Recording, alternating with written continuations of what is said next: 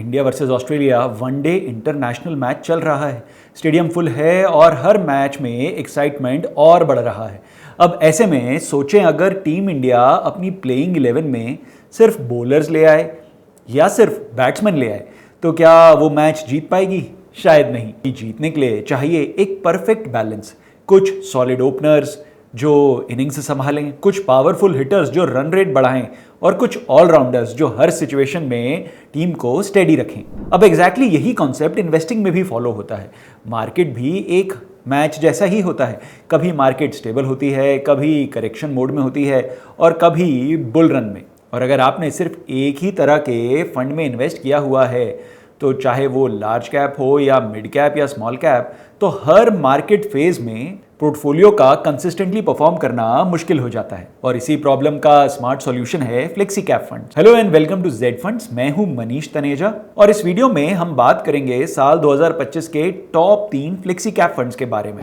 समझेंगे इनकी performance, portfolio strategy और किस टाइप के इन्वेस्टर्स के लिए ये परफेक्ट चॉइस हो सकते हैं। तो चलिए शुरू करते हैं, लेकिन उससे पहले ये समझते हैं कि एक फ्लेक्सी कैप फंड होता क्या है। फ्लेक्सी कैप फंड एक तरह का इक्विटी म्यूचुअल फंड होता है जिसमें फंड मैनेजर को अपने टोटल एसेट्स का कम से कम 65% इक्विटी और इक्विटी रिलेटेड इंस्ट्रूमेंट्स में इन्वेस्ट करना होता है। अब इनका सबसे बड़ा एडवांटेज ये है कि इनके पास कोई फिक्स्ड रिस्ट्रिक्शन नहीं होती, यानी फंड मैनेजर मार्केट की सिचुएशन के हिसाब से फ्रीली डिसाइड कर सकते हैं कि कितना पैसा लार्ज कैप स्टॉक्स में लगाएं, कितना पैसा मिड कैप स्टॉक्स में और कितना पैसा स्मॉल कैप स्टॉक्स में इन्वेस्ट करें। इसी वजह से इन्हें फ्लेक्सी कैप फंड भी कहा जाता है, क्योंकि ये हर मार्केट कंडीशन में अपनी स्ट्रैटेजी एडजस्ट करते हैं। जब मार्केट स्टेबल होता है तो लार्ज कैप्स में, जब ग्रोथ के फेज में होता है तो मिड और स्मॉल कैप्स में, यानी एक ही फंड में तीनों का परफेक्ट बैलेंस। अब सबसे पहले हम जिस फंड की बात करने वाले हैं वो फंड है HDFC flexi cap fund. Value research पर इसे 5 स्टार रेटिंग मिली है। इसका लॉन्ग टर्म परफॉर्मेंस काफी इंप्रेसिव रहा है। इस एक्सेल में आप देख सकते हैं कि फंड ने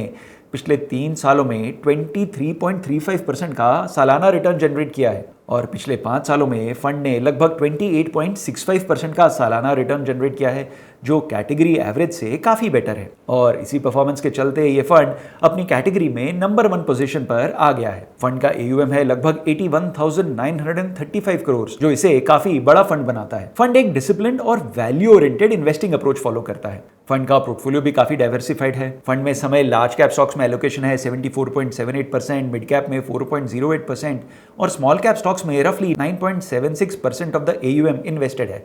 फंड की टॉप होल्डिंग्स हैं HDFC बैंक, ICICI बैंक और HCL टेक्नोलॉजीज जैसे क्वालिटी स्टॉक्स। अब बात करते हैं HDFC फ्लेक्सी कैप फंड के परफॉर्मेंस और रिस्क रेशो के मैट्रिक्स। इससे पता चलेगा ये फंड कितना स्टेबल है और इसमें रिस्क रिवॉर्ड रेशो कैसा है। शुरू करते हैं शार्प रेशो से, जो मेजर करता है कि फंड ने लिए गए रिस्क के हिसाब से कितना रिटर्न डिलीवर किया है। HDFC फ्लेक्सी कैप फंड का शार्प रेशो 1.48 है, जो कैटेगरी और बेंचमार्क दोनों से ज्यादा है। यानी फंड एक रिस्क रिटर्न का बैलेंस मेंटेन किए हुए। फंड का सॉर्टिनो रेशो 2.46 है, जो इंडिकेट करता है कि फंड डाउनसाइड को इफेक्टिवली मैनेज करता है।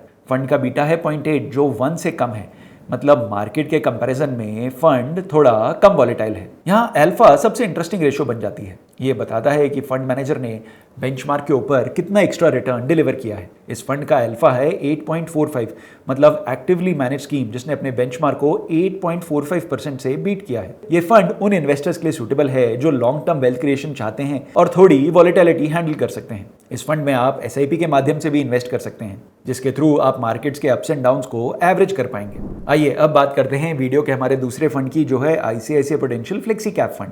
इस फंड की परफॉर्मेंस भी सॉलिड रही है। इस फंड का फोकस बैलेंस्ड अप्रोच पर है। वैल्यू रिसर्च पर भी इसे 5 स्टार रेटिंग मिली हुई है। पिछले 3 सालों में फंड ने 19.64% का सालाना रिटर्न दिया है। ये फंड 2021 में लॉन्च हुआ था, इसलिए अभी इसका 5 सालों का ट्रैक रिकॉर्ड नहीं है, लेकिन पिछले 3 साल में फंड ने अपने बेंचमार्क से बेटर परफॉर्म किया है। फंड का AUM है 18,172 करोड़। फंड में इक्विटी में एलोकेशन डायनेमिक है। इस समय फंड में लार्ज कैप्स में 63.79% का एलोकेशन है, मिड कैप्स में 7.58% का एलोकेशन है और स्मॉल कैप्स में 23.26% का एक्सपोजर रखा गया है। ICICI prudential flexi cap fund valuation और बिजनेस साइकिल दोनों फैक्टर्स को कंसिडर करता है। इस कंसिडरेशन के बाद ही एलोकेशन डिसाइड किया जाता है। अगर फंड मैनेजर्स को मार्केट ओवरवैल्यूड लग रहा है तो वो डिफेंसिव सेक्टर्स में इन्वेस्ट करते हैं, जैसे FMCG वगैरह, और अगर वैल्यूएशन अट्रैक्टिव लग रही हो तो सिक्लिकल्स जैसे कैपिटल गुड्स और बैंकिंग स्टॉक्स में फंड मैनेजर्स एक्सपोजर लेते हैं। आइए अब देखते हैं ICICI prudential flexi cap fund के रिस्क रेशियोज को।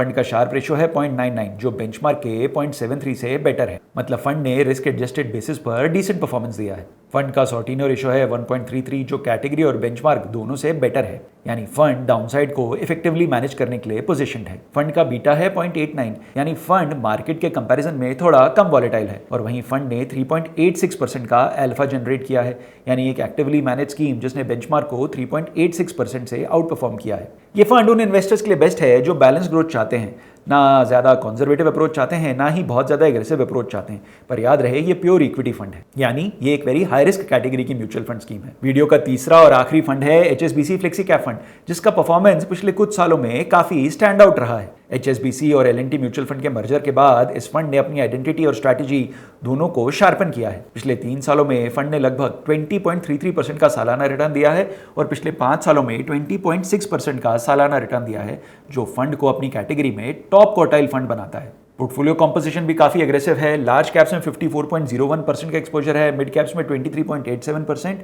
और स्मॉल कैप्स में AUM का 19.04% इन्वेस्टेड है। ये fund research driven approach follow करता है, जहां बॉटम अप स्टॉक सिलेक्शन पर ज्यादा फोकस होता है। फंड की टॉप होल्डिंग्स में है HDFC bank, Reliance Industries, Bharti Airtel और कोफोर्ज। चलिए अब देखते हैं HSBC फ्लेक्सी कैप फंड के रिस्क और रिटर्न रेशो। फंड का शार्प रेशो है 0.94 जो बेंचमार्क के 0.73 और कैटेगरी के 0.7 दोनों से बेटर है, यानी फंड ने रिस्क एडजस्टेड बेसिस पर अच्छा परफॉर्मेंस दिया है। फंड का सॉर्टिनो रेशो 1.16% है जो बेंचमार्क और कैटेगरी दोनों से थोड़ा ऊपर है, यानी फंड ने डाउनसाइड को इफेक्टिवली मैनेज किया है। फंड का बीटा 1.01 है जो मार्केट के आसपास है, यानी फंड की वॉलेटिलिटी मार्केट की वॉलेटिलिटी के बराबर है। फंड ने 3.42% का अल्फा जनरेट किया है। जी हाँ, इस एक्टिवली मैनेज स्कीम ने अपने बेंचमार्क को 3.42% से आउट परफॉर्म किया है। ओवरऑल फंड ने स्ट्रॉन्ग रिटर्न्स के साथ बैलेंस्ड रिस्क मैनेजमेंट दिखाया है।